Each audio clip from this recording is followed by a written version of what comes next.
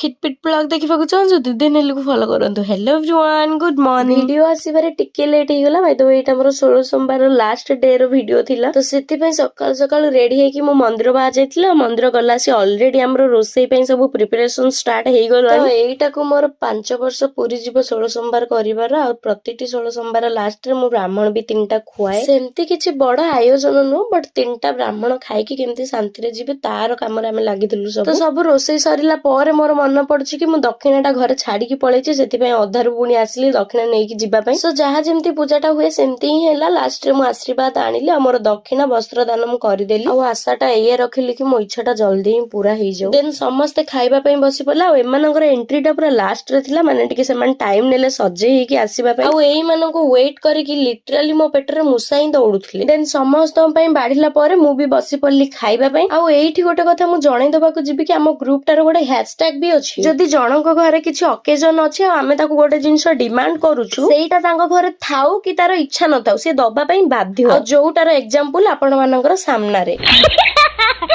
ବଟ ଏତେ ବି ଖରାପ କହିପାରିବିନି ଆପଣ ମାନେ, କାହିଁକିନା ଆମେ ଖାଉ ଯେତିକି କାମ ବି କରୁ ସେତିକି, ଯୋଉଟାର ଏକ୍ସାମ୍ପଲ ଆପଣ ମାନଙ୍କ ସାମ୍ନାରେ। ଭୋଜି ଖାଇଲ ବାସନ ମାଜ ନିଷ୍କଟ ପରବର୍ତ୍ତୀ ପ୍ରଶ୍ନ।